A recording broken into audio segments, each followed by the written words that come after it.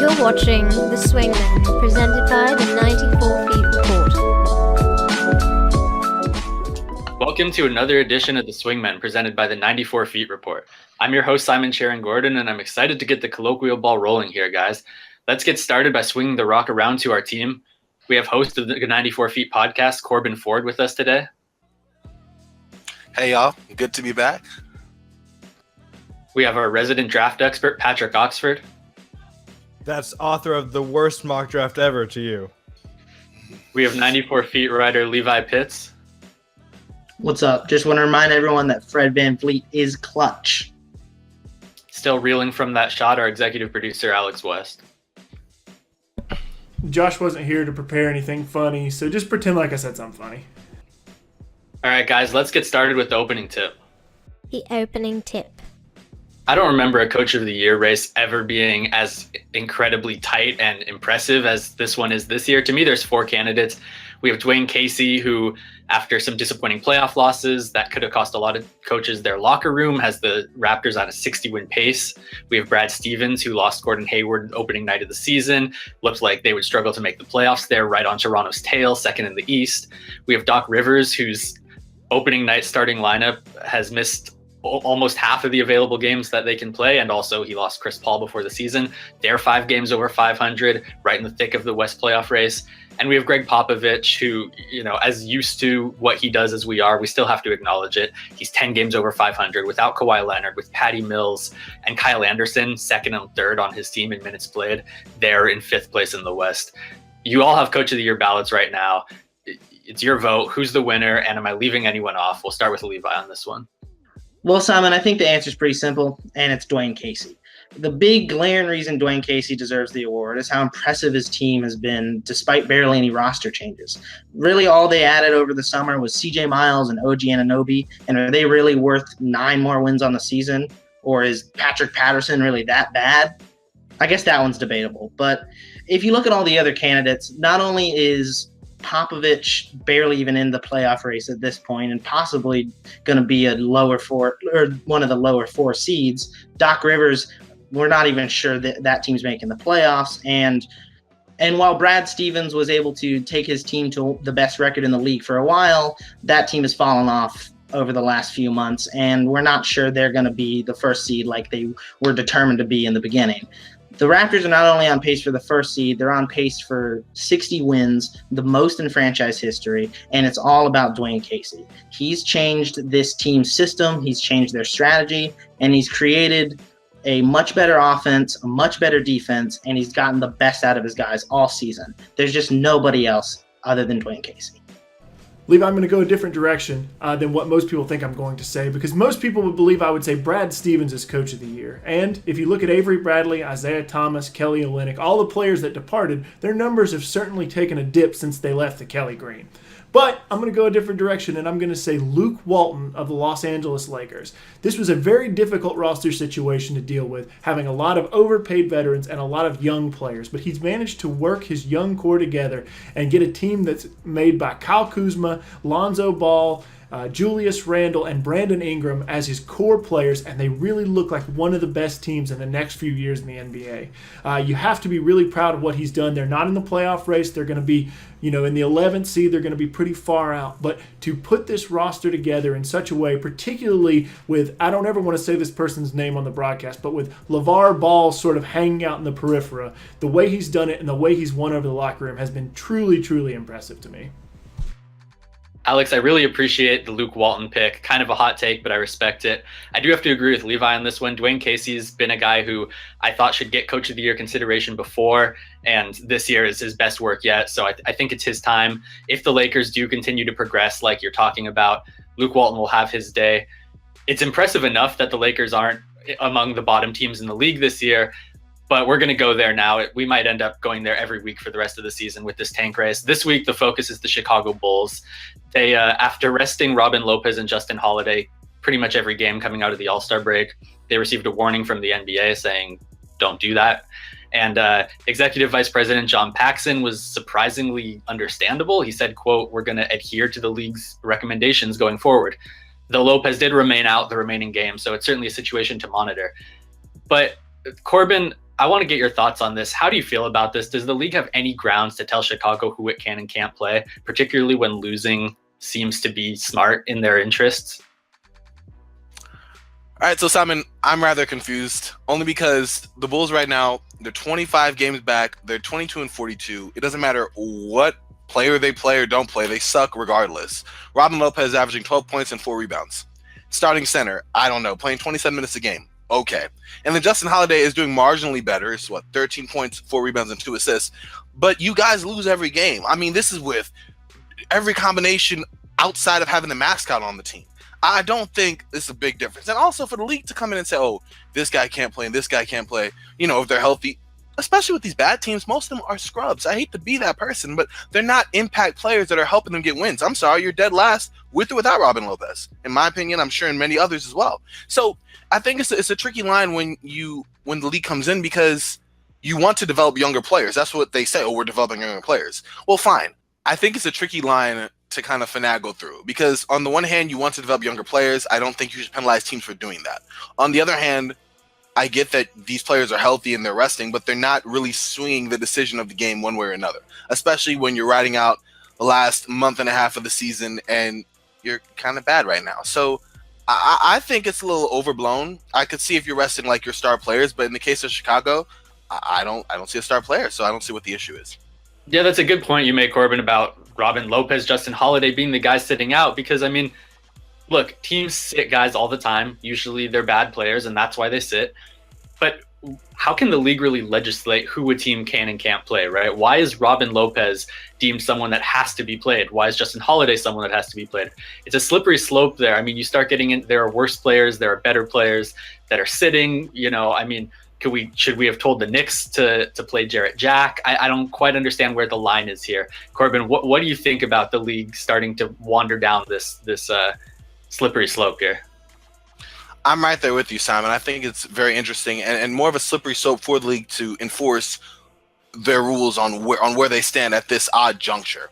Saying, oh, we're not going to play Robin Lopez and we're going to give Cristiano Felicio more minutes, but penalizing them for that in a league that more and more until recently has incentivized losing is very weird to me, especially since, instead of Justin Holiday, you're playing Cameron Payne. On the one hand, you can say, hey, Cameron Payne, it's important for him to get, some minutes, get the development.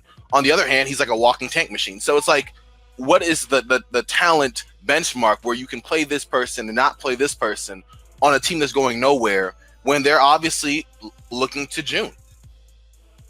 Yeah, looking to June, and not in the same way that Golden State or Houston or some of these teams are.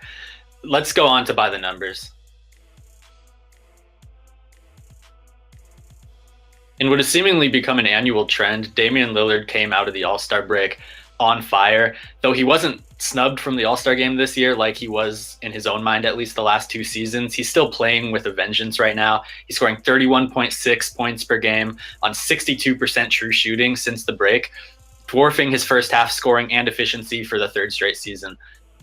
Alex, I'm going to start with you on this. Where does second half Dame rank as an NBA point guard? Simon, there's only 2 point guards in the West that I would take over Damian Lillard right now, and that's James Harden, and we can debate whether he's a point guard or not, and Steph Curry. I would take him over Russell Westbrook. He's doing some really impressive things over this 8-game winning streak, and then over pretty much the second half of the season, but his numbers in these 8 games have been truly impressive. He's averaging 33.1 points, 4.1 rebounds, 5.8 assists, a steal, and on 47% shooting and 41% from 3. Those are really impressive numbers, and his team has gone out and gotten some wins that they so desperately needed. When you look at the numbers across the season, the thing that really jumps out is Lillard's pick and roll numbers. He scored 744 points on 703 pick and rolls. And that number is good for the 92nd percentile according to Synergy. He also scores 1.09 points per possession in off-the-dribble jumpers, ranking him in the 93rd percentile league-wide. So Lillard has become the master of negotiating the pick and roll, using bigs. He sometimes even steps back and shoots a 3 off of a pick and roll, so turns it into like a modified pick and pop.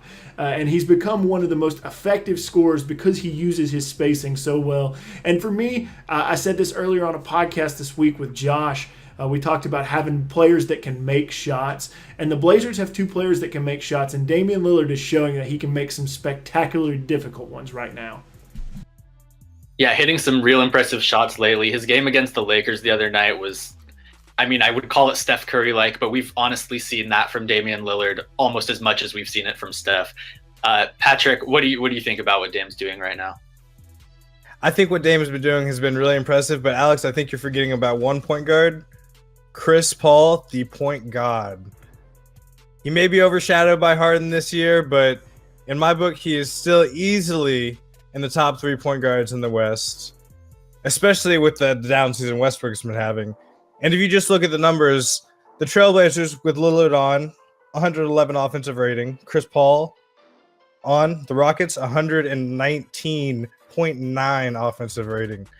I know they have obviously a vast difference in quality of teammate, but I think whenever you go back to the numbers, things like offensive real plus minus, there's plenty of numbers that Chris Paul has dominated throughout his career. Isolation, he's in the 92nd percentile with 1.148 points per possession, something him and Harden have been absolutely killing this season, totally turning the isolation game on its head. As a pick-and-roll ball handler, I think you said Damian was in the 92nd percentile. Chris Paul's in the 82nd or 87th percentile, so, I mean, he's right in there. Still excellent rating. Spot up, 98th percentile. Any qualms about Chris Paul playing off Harden? They were unfounded. So I think when you go back to it, Chris Paul still ranks ahead of Damian, but hey, that's not to take anything away from what Damian's been doing, because he has been amazing. Patrick, I don't disagree with you that Chris Paul has been fantastic. I would say he's probably more of a shooting guard, but that's just me. Just how that offense works, and I know you probably would disagree with that. But to me, Chris Paul's a shooting guard, and James Harden is the point guard. But the thing that I want to focus on is Damian Lillard's improvement on defense. This is a team that was abysmal last year on defense, and then we remember the series where they had to outduel Houston a couple of years ago.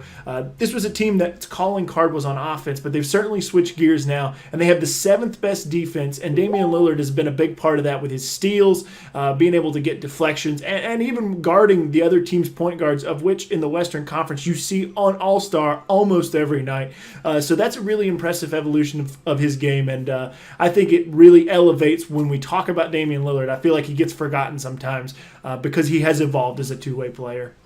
Yeah, Lillard has just been incredible to watch lately. Nothing more to add there. Let's go on to something a little more serious, though. So DeMar DeRozan recently opened up about his anxiety and how, he talked about how we look indestructible as professional athletes, but we all go through things. And that led to Kevin Love. I don't want to say directly led, but shortly after, Kevin Love published an article in the Players Tribune talking about his experience with a panic attack earlier this season and some of his own personal tribulations with mental health. And it's really shined a light on this issue that everyone deals with and a lot of people don't talk about. Hearing role models talk about it is an interesting thing. And we want to go to Josh Cornelison for more on this. He's not with us on the show today. He's traveling, but he's going to come in with a segment for us on this. Josh, you take it away. Since Fox News anchor Laura Ingraham went on an ill-conceived rant against LeBron James, basketball players across the league have refused to shut up and dribble. In fact, they have been speaking out on a host of important issues, from politics to immigration to culture. Retired superstar Kobe Bryant just won an Academy Award, showing that athletes not only should not stick to sports, but in fact they can find true success in other arenas in life. But I want to focus today on one specific topic raised by NBA athletes over the last couple of weeks, and that is mental health. For all of the topics looked at as taboo in our culture, this may be the most hidden one of all. The social stigmas that mental health, whether that's depression, anxiety, mood swings, etc., is something kept to yourself. Sharing it will invite ridicule, condescension, or even a denial of the opportunities in school and career available to everyone who is normal. But despite this cultural fear, both DeMar DeRozan and Kevin Love spoke out, sharing intimate details of their struggles with depression and anxiety respectively.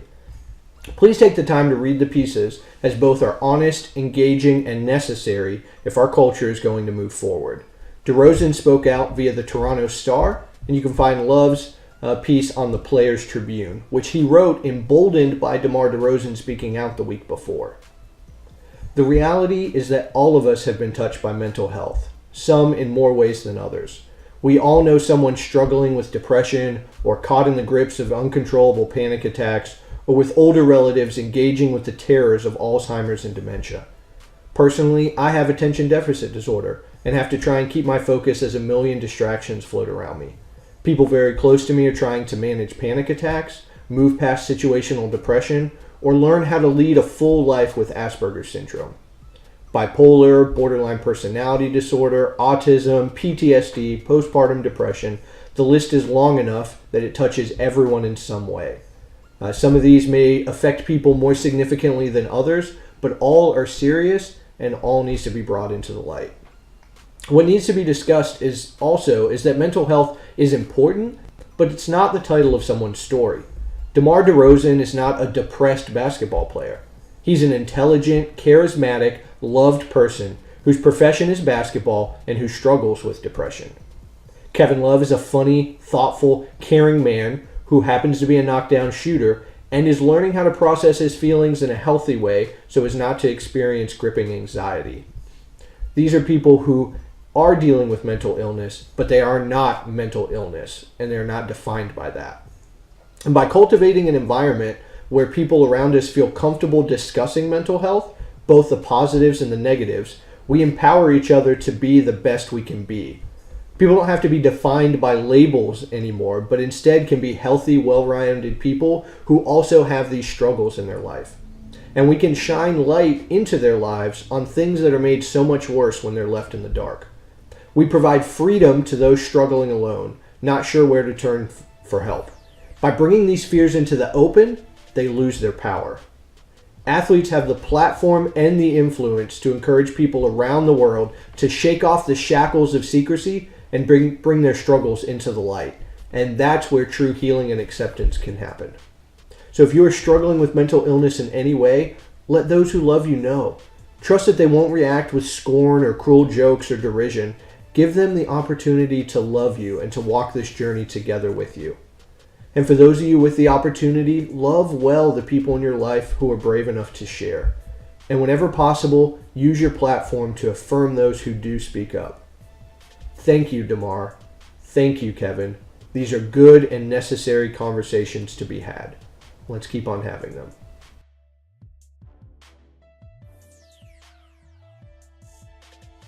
After Kobe Altman's flurry of deadline deals had the league buzzing about the revamped Cavs, they've been good, 6-4 in their last 10 games, 4-4 since the All-Star break. Not as impressive as we thought they might be. Now, the sample size is small, and some of the metrics are better. They're playing better defense. But how good are the new-look Cavs really? We'll start with Corbin on this one. So, Simon, I know it's been a rather rocky start, especially after that very inspiring 2-game winning streak against two really good teams in the NBA to start for the Cleveland Cavs. But it is important to take note that this team was thrown together at the trade deadline. It's almost a whole new team. They're still getting acclimated to each other and learning how to play off of LeBron James. And he in turn is trying to realize, hey, what can I do with different players in different spots? One play I'm very encouraged about, though, is Larry Nance. He has been a monster for them since he's been with the Cavs, especially the last couple of games when he's been in the starting lineup. In his Cavs career so far, only 10 games, he has 11.3 points per game, 7.6 rebounds, an assist, a steal, and a block per game. And his chemistry with LeBron is just amazing. The two of them together have a net rating of plus 22 in 127 minutes. And this is just largely based off Nance's ability to roll, the pressure he takes as a screen man, drawing all that defensive pressure to the middle. And this is largely due to his ability to finish around the basket, left hand, right hand dunking, and a nice little mid-range jump shot. Rodney Hood has had a little bit more of a process in getting familiar with the Cavs. He went from 16 points per game in Utah to 10 points per game in the same amount of minutes, about 27. But I feel very encouraged by his ability to get better run with the second unit and also his ability to distribute the ball. He's already averaging per 36 minutes, 2.2 assists to only 0.7 turnovers. And his ability at 6'8" to see over defenders, the way he finds shooters off the pick and roll is very invaluable. And I love Clarkson, his ability to come off the bench and just be a spark plug scoring for this Cavs team. He's fit right in. And I knew that kid had potential with the Lakers, man. It's good to see him working now. Yeah, Corbin, I definitely agree with you. I think Larry Nance has been extremely impressive, and he's one of my favorite players to watch right now.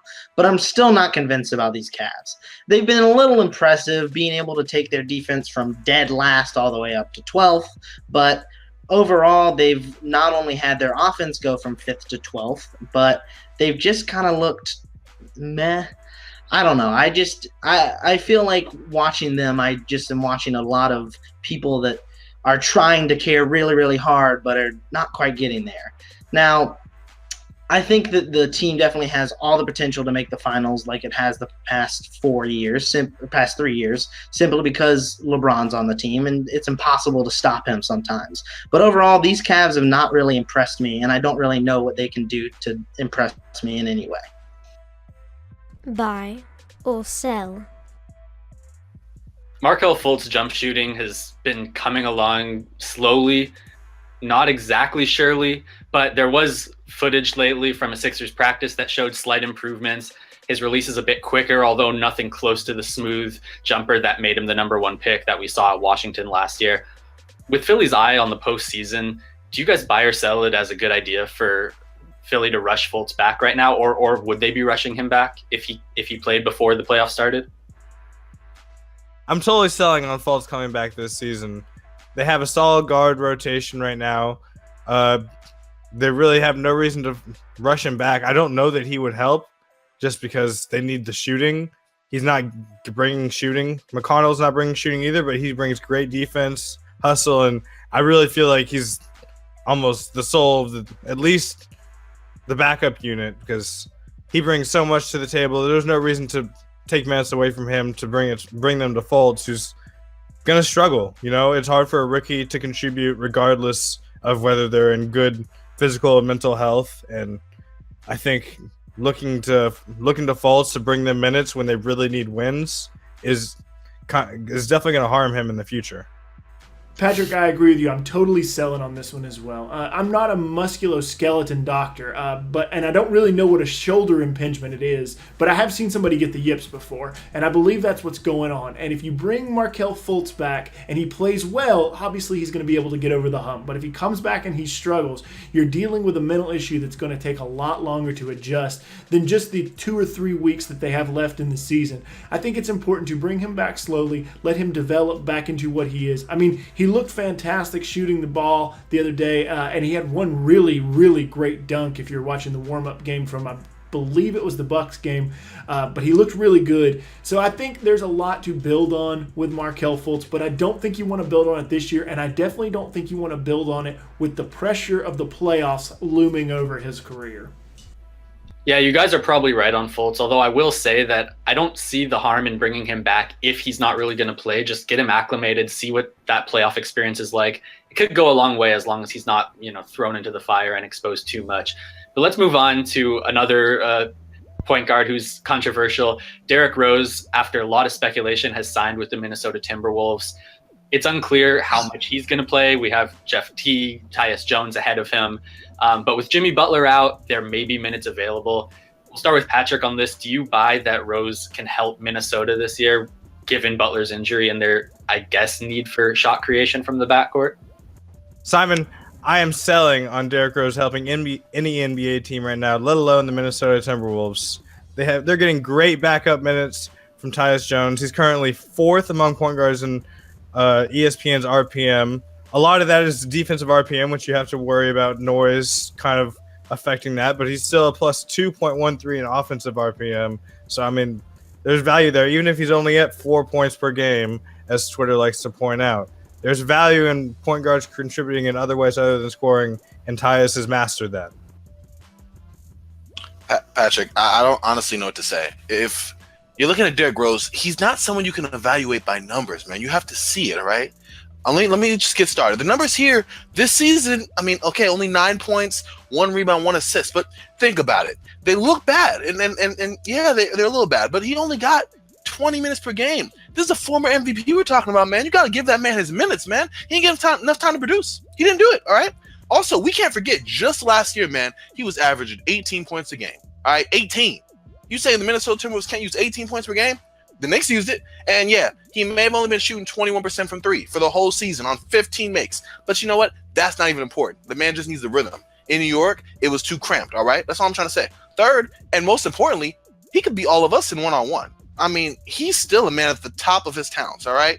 And you saying that they can't, any team can't use him? The Jazz missed out, man. He would have been an upgrade over Rubio. They'd probably be in the 5th seed. All I'm trying to say, man, he's a former MVP. I think I should have stopped right there. All right, as I'm sure you know, this is a post-produced show, and we all laughed for about 2 hours after Corbin brought that take. But we're back now. We've regathered ourselves. We're going on to our next buy or sell. With all of the NCAA recruiting drama and the FBI probes, the NBA, doesn't like what's going on, and they're talking about getting involved with prospects more directly, potentially by nixing the one and done rule. Some people are talking about maybe expanding the G League into more of a full-fledged minor league system. Guys, do you buy or sell this? Do you think that the G League can be an alternative for high school players wanting to go straight to the NBA or straight to the professional level?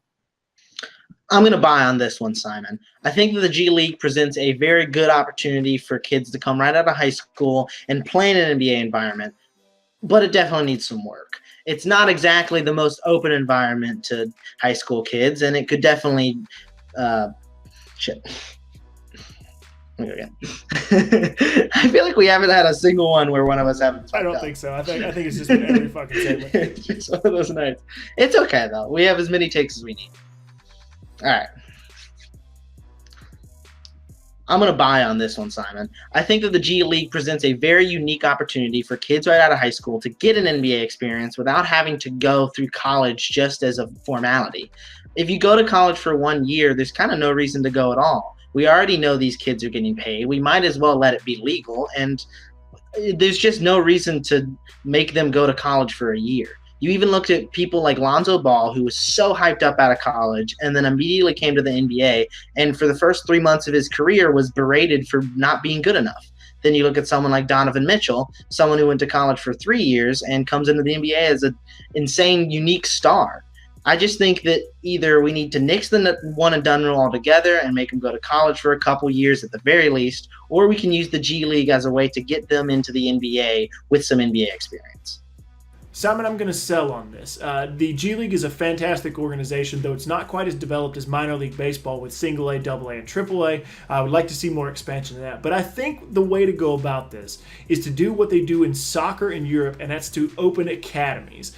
They get players when they're 13, 14, 15 years old. They give them education, and then they work on their skill set. The NBA is a multi-billion-dollar company. They have the capability to establish these around the country, and let these young players come and learn at a high level because they can afford to bring tutors in to tutor these kids and then to play basketball together. And then if you start to get these kids at 14 and 15 years old, making sure they're getting top level development, then there's no need for to hang around with the crooked NCAA at all. And I feel like that's the way to go about this, so that the kids are the center focus, and getting that talent to the highest level as quick as possible is the goal. After the Golden State Warriors closed out the first half playing some pretty uninspired basketball, at least for their standards, Steve Kerr seemed to want to change things up. He inserted JaVale McGee into the starting lineup, bringing Zaza Pachulia to the bench and really out of the rotation. And the energy that JaVale usually brings has clearly been there. The Warriors are 6-0, playing a lot harder than they were leading into the break. So the move has worked, but do you buy or sell this as a permanent solution for this team, or is this just a temporary thing? We'll start with Corbin. All right, so first, I have to actually give you a shout out. Great article on this exact subject on Hoops Habit. You guys should look at it. Pretty insightful. Personally, though, I'm short on cash. I'm selling. JaVale McGee going in, when he starts with the Warriors, they get an immediate energy boost. You see them flying around. They know they can throw that lob and he'll throw it down. And on the defensive end, they're 100. They have only a defensive rating. Blah blah blah blah. Just gonna end that right there. I'm sorry. All right. And with McGee as starter, they are defending at a better rate, at a rate of 100.3 defensive rating as opposed to a 103.7 before the break, and that's great. However, that's amazing when you're playing the Hawks or the Hornets or the Suns or any of these other bargain basement teams that are like there. When you're playing the real elite of the West, the Rockets, the Spurs, this is where problems start to arise. Also the Thunder, my fault, I had to include them.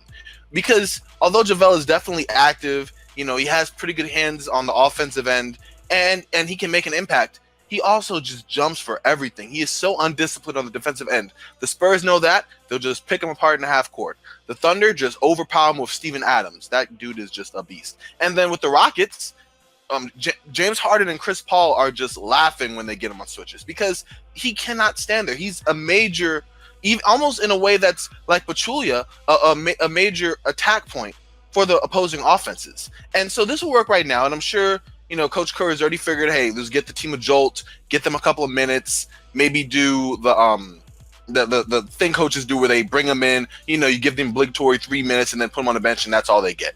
But I don't see this being a long-term situation. He's just not that player. He never has been, and he's not going to be the person to get long minutes when the going gets tough and the game is really on the line.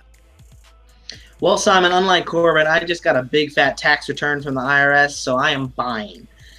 JaVale McGee may be, he may be a goof, he may be a Shackton MVP, but at the same time, he is a goofy, fun guy, and he just adds a certain spark to that starting lineup. Everybody on that team loves JaVale McGee. They talk about it all the time. They talk about how great of a guy he is and how much fun he is to play with. Now, who would you rather have? A big wallowing oaf who loves to step on people's knees and hurt people like Zaza Pachulia, or would you rather have JaVale McGee, a funny, fun, goofy guy who helps the starting lineup in a bunch of different ways, not just on the box score? Yeah, I think Steve Kerr probably wanted to go a different direction with his center problem, and I think that was Jordan Bell. But unfortunately, Bell had a serious ankle injury in January, and it's going to take time to reacclimate him now. And I don't know if you want to insert a rookie for the first time in the playoffs. So this will be an interesting one to monitor, guys. But let's move on to our last buy or sell question, and we're moving to the NCAA. Missouri's Michael Porter Jr., highly touted prospect. After playing just a couple minutes in November, we haven't seen him all season long. And he returned in a game against Georgia, had a rough time getting into his rhythm, 5 for 17 from the field, 2 of 6 from 3, didn't get to the line, finished with a line of 12 points, 8 boards, 1 assist, and 1 block. Porter clearly is getting reacclimated. Maybe he'll get better. But do you guys buy or sell that this might actually hurt his draft stock coming back late in the season? Simon, I'm going to go ahead and buy here. I hope I'm wrong and that he can go ahead and improve his stock with a few more games. But what he showed me yesterday in his game didn't exactly show the variety of skills that you'd like to see from a top prospect. And if his greatest creation is his own shot creation, that kind of leads to some issues in terms of what does he contribute as in a smaller role in the NBA. Maybe he's like Tatum and he goes to a great team that knows how to utilize players' greatest skills and turn that into their strengths. Maybe he goes to a bad team and that team isn't helped by his shot selection and he turns into a bad pick merely because of his situation. But in terms of helping or hurting his draft stock, I didn't see a ton to make me think he has the skills needed to move up the boards with the rustiness that he's showing. Simon, I'm going to sell that he can hurt his draft stock. And the reason why Patrick said it just there, it's rust. Here's a kid who hasn't played. He's played 2 minutes in the NCAA, and then his last games were in AAU in high school. So he's got a 6-month and 8-month hiatus from basketball at high level. And anything that happened today, and he did look lost at times, but anything that happened today can sort of be attributed to rust.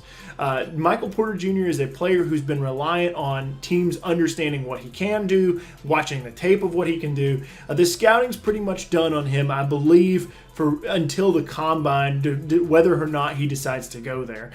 For me, I think that he can go out there, he can play. He might be able to improve his stock if they get into the NCAA tournament and he plays particularly well, but I don't think he's going to go lower than about 6th or 7th.